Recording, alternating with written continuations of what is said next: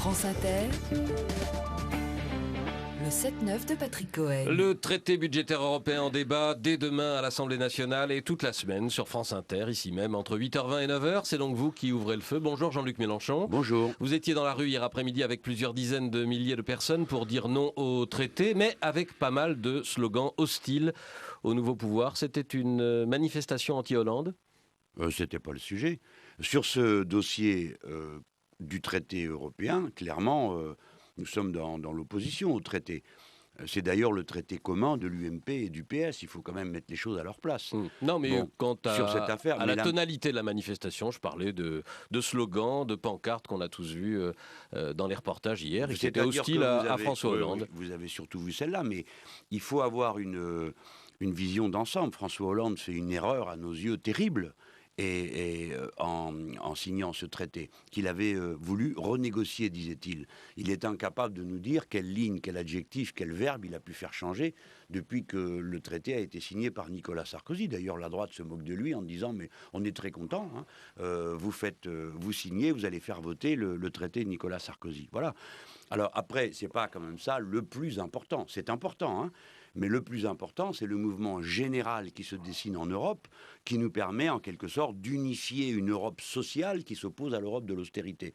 Les manifs, elles sont en Espagne, au Portugal, en Grèce, dans tous les pays d'Europe, et les Français viennent de s'engager dans ce chemin. Et vous allez voir que ce ne sera pas la dernière fois. Alors là, ça avait un caractère un peu spécial, hein, puisque c'était une manif politico-sociale, il y avait les deux composantes étaient là. Mais là, la semaine prochaine, ce sont les syndicats qui marchent devant, puisque la CGT commence un cycle de mobilisation. Voilà, c'est un phénomène européen qui, en France, évidemment, prend une tournure spéciale du fait que le gouvernement s'était engagé à renégocier le traité, qu'il ne l'a pas fait. On va parler un peu plus tard de vos relations ou de votre regard sur le gouvernement, son action, le budget, mais je voudrais qu'on parle du fond du traité. Vous dénoncez, Jean-Luc Mélenchon, l'austérité, mais le traité stricto sensu n'impose pas l'austérité, il impose la discipline budgétaire. Il vise à mettre un terme au déficit accumulé, à l'endettement sans limite, c'est pas la même chose. Si, c'est la même chose, parce qu'il ne faut pas jouer sur les mots. La situation actuelle est celle d'un endettement des États, qui n'est pas aussi monstrueux et excessif que ce qu'on en décrit. Ça veut dire qu'on pourrait l'accroître ? Oui, bien sûr, sans aucune difficulté. Et surtout, on pourrait le financer de manière beaucoup plus fluide et moins coûteuse dans toute une série de pays. Auprès de qui ? Nous sommes pris auprès de la Banque Centrale Européenne, qui devrait pouvoir prêter aux États la dette souveraine, pour acheter de la dette souveraine, au prix auquel elle prête aux banques privées, c'est-à-dire à 1% et parfois moins, avant que celle-ci ne reprête aux États. Ça, c'est l'aspect de fond. Ça fait des mois que je dis ça. Et maintenant, je ne suis pas le seul, puisqu'il y a toute une série d'économistes, toute une série de prix Nobel qui disent la même chose. L'austérité ne nous mène nulle part. Mais ils ne disent pas, ces économistes, forcément que la BCE pourrait prêter sans limite aux États qui en auraient besoin et sans limite et sans frein à cet endettement public, Jean-Luc Mélenchon. Oui. Mais sans limite, sans frein, tout ça... il faut faire attention aux mots qu'on utilise, parce que moi je pourrais vous dire, on peut aussi considérer que c'est une folie de serrer la gorge des peuples sans limite et sans frein. Par exemple, nous en sommes au 9e plan d'austérité en Grèce. Bientôt, il n'y aura plus rien à vendre, peut-être la mer et l'air. Voilà, ils trouveront un moyen de le vendre. Cette politique, c'est ça qu'il faut comprendre, Patrick Cohen, c'est qu'elle ne mène nulle part. Tous les pays entrent en récession et comme les uns sont les clients des autres, bientôt les Allemands aussi vont être atteints et ils entreront en récession comme toute l'Europe entrera en récession parce qu'il n'y a aucun mystère sur ce sujet. Les politiques qui sont appliquées, les politiques d'austérité, de contraction de la demande publique, nous conduisent tout droit au désastre. Ce n'est pas une hypothèse, c'est une certitude, car il n'y a pas d'exemple qu'un seul pays se soit redressé grâce aux politiques d'austérité. Tous se sont enfoncés. Alors à partir de là, que fait-on ? On regarde et on continue à avoir un raisonnement étroitement comptable en se disant nous allons rétablir l'équilibre. Entendez ce qu'a dit François Hollande. Il a l'intention de rétablir l'équilibre absolu, c'est-à-dire arriver au point zéro, en dessous même du déficit structurel prévu par le traité en 2016.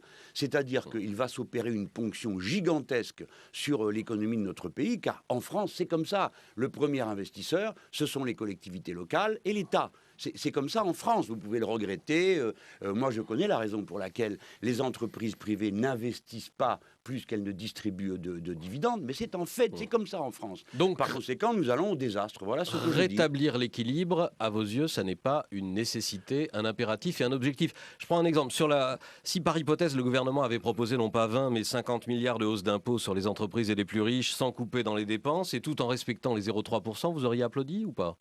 Et bien sûr, mais de quoi parlons-nous ? De vos rêves ou des réalités ? Non, je parle de la différence entre l'austérité que vous dénoncez et l'assainissement budgétaire, la réduction des déficits je vous remercie qui est prévue dans le traité européen. Oui, je vous remercie de faire cette précision, mais ce dont vous parlez n'existe pas. Pour l'instant, la réalité, c'est partout la contraction de la dépense publique, partout la destruction des services publics, partout la régression des prestations sociales. Je vous signale, M. Cohen, pour le cas où cette information ne serait pas venue à l'oreille de vos auditeurs, que dans 8 pays d'Europe, l'espérance de vie a reculé. Et où, en particulier, en Allemagne, ce qui nous est présenté comme un modèle.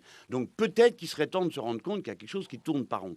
Alors, l'équilibre des comptes publics et l'austérité, ce sont deux choses différentes, mais ce dont nous parlons aujourd'hui, ce qui est mis en œuvre aujourd'hui, c'est l'austérité, avec en vue l'équilibre des dépenses publiques. Mais, M. Cohen, vous, moi, nous savons parfaitement à cette heure que l'équilibre des dépenses publiques ne sera pas atteint par la politique d'austérité. C'est le contraire qui va se passer. C'est-à-dire que les déficits vont se creuser. Parce que quand on contracte la demande publique, l'investissement privé ne prend pas le relais et donc les déficits se creusent, donc les coûts sociaux augmentent du fait du chômage et du fait des maladies et de tout ce qui se répand dans la société. Ce que je dis est en train d'avoir lieu en Grèce et en Espagne. Et si le vieux continent, qui, du fait d'erreurs déjà de grands génies économistes qui avaient la même vision dans les années 29-30, ne comprend pas la nature des risques auxquels on s'expose quand on soumet des millions de femmes et d'hommes à une politique de cette nature, c'est que vraiment l'histoire ne nous apprend rien. Moi, elle m'a appris, c'est pourquoi je réagis. Donc, dans votre esprit, je poursuis mon raisonnement, il faudrait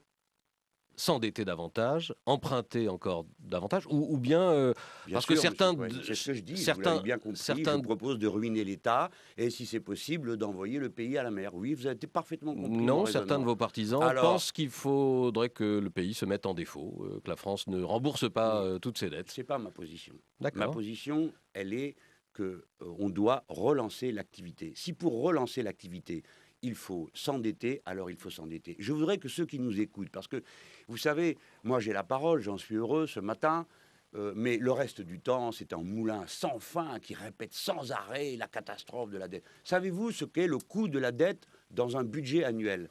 C'est 49 milliards d'euros. Combien produit la France ? Combien produit-elle chaque année ? Aux alentours de 2000 milliards d'euros. C'est-à-dire que le coût, ce que nous payons de la dette, c'est 2, quelque chose. N'importe lequel d'entre vous autour de cette table, quand il s'endette, le banquier lui fixe comme limite, par exemple pour un appartement, que ce soit pas plus de 30% de vos revenus qui passent dans les paiements des emprunts. 30%, pas 2,5%, 30%. La situation comptable aujourd'hui est absurde. On compare un flux à un stock. C'est-à-dire que l'on prend le total du stock de la dette, le total, comme vous le feriez pour tout ce que vous devez, vous, Monsieur Cohen, qui avez acheté votre appartement, tout ce que vous devez à votre banquier, on le rapporte à votre revenu d'une année. C'est un mode de comptabilité absurde. Il faudrait le rapporter à la somme totale de ce que vous allez gagner pendant la durée de votre prêt. Si donc nous rapportons ce que la France doit à la somme totale de ce qu'elle va produire pendant la durée moyenne de la dette, alors on constatera que la France est endettée pour même pas 12,5 ou 13% du total de la richesse qu'elle produit, c'est-à-dire quelque chose qui est tout à fait supportable. Maintenant, si vous voulez, soi-disant, mourir guéri, je vous informe que vous ne pourrez pas mourir guéri, vous mourrez malade, car l'austérité engendre l'austérité et rien d'autre. Voilà la vérité économique. Un mot de la situation... Ça veut dire, Monsieur Cohen, ça veut dire que là, à la fin de l'année, il y aura plusieurs centaines de milliers de chômeurs de plus. Il y aura plusieurs dizaines de services hospitaliers de fermer. Il y aura des centaines et des centaines de services publics qui vont fermer. Voilà ce qui va se passer. Et après, on va m'expliquer que c'est comme ça qu'on rétablit l'équilibre des comptes. Bien sûr que non. Donc les parlementaires du Front de gauche voteront contre le budget au Parlement ? Vous leur demanderez, ils ont deux présidents, André Chassaigne et Éliane Assenssi. Ah bon, c'est pas forcément non.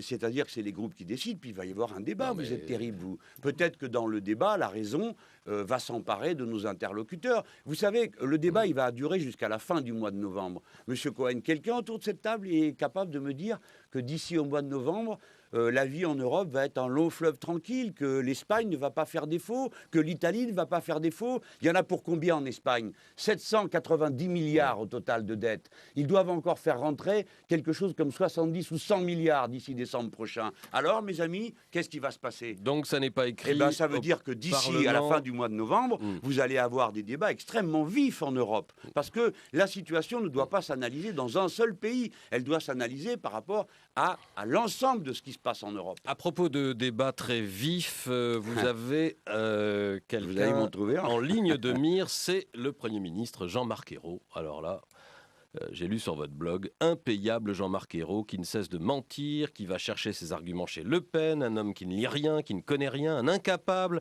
sauf à faire des phrases contre les personnes. Il y a un grand problème avec cette gauche sectaire et Ayrault est une bonne partie du problème. Qu'est-ce qui vous a fait, Jean-Marc Ayrault ? Précisément, depuis le début, vous aurez observé que c'est le mépris. Il ne parle à personne, en tout cas, il ne s'adresse pas à moi en particulier, parce que vous parlez de moi. Non, mais attendez, si, il s'adresse à moi, laissez-moi finir, Monsieur Cohen, avant de vous réjouir. Il s'adresse à moi pour me dire, non mais il jubile, vous savez, c'est le truc du journaliste. Quand le train s'apprête à dérailler, aussitôt il dit à tout rouge, il fume, il sort des jets de fumée des oreilles. Hein. Bon, alors, calme. Non mais pour l'instant, voilà ce qui s'est passé, Monsieur Cohen. J'ai interpellé le Premier ministre. Je pense que je suis en état, je suis un interlocuteur, je ne dis pas très important, juste parmi ceux qui ont provoqué la défaite de Nicolas Sarkozy. Et on pourra se souvenir, mais je ne veux déranger personne, que 4 millions de Français ont pensé que c'était utile de voter pour moi et de suivre l'idée qu'au deuxième tour, il fallait battre Nicolas Sarkozy et de faire élire François Hollande. Il me semble que ça vaut au moins le statut d'interlocuteur. Quand je pose une question, pour par courtoisie me répondre. J'ai posé des questions à propos du traité et surtout de ce qui s'était passé pendant les vacances, et de ce qui continue à se passer, c'est que ce gouvernement ne marque aucun rapport de force avec le capital, ce qui est une erreur. Et qu'est-ce qu'il a répondu, Monsieur Ayrault, fort de toute sa brillance intellectuelle, que je n'avais même pas été élu président de la République, ni même député. Voilà la réponse. Et depuis, c'est tout. Ce qui n'est pas inexact. Oui, vous avez raison, Monsieur Cohen, vous avez tout à fait raison. Vous-même non plus, vous n'avez pas été élu président de la République, ni député. Qu'est-ce que vous faites là derrière ce micro? Dites-moi, dites-moi. Vous n'êtes même pas capable, digne de parler à Monsieur Ayrault. Vous vous rendez pas compte? Voilà, oui. Bon. Et ça, c'était la bonne réponse, Monsieur Guetta. C'était ça, mais Cohen a été un peu pris de Donc, court. ce que vous reprochez à Jean-Marc Ayrault, c'est son mépris à votre égard et le fait qu'il ne réponde pas à vos interpellations. Je pense que dans la vie démocratique, pour que la démocratie fonctionne, il faut qu'il y ait du respect, donc de l'échange et donc de l'écoute. Quand Jean-Marc Ayrault dit « les lignes ont bougé à propos du traité », il a fallu 2 mois et demi de journalisme qui le harcèle pour qu'il finisse par dire « ce n'est pas vrai, le texte est le même ». Donc vous avouerez qu'on aurait gagné du temps s'il avait accepté le débat auparavant. Donc oui, c'est clair, Jean-Marc Ayrault est un problème dans la mesure où il ne parle à personne et qu'il refuse d'entendre, mais simplement la courtoisie de pouvoir échanger.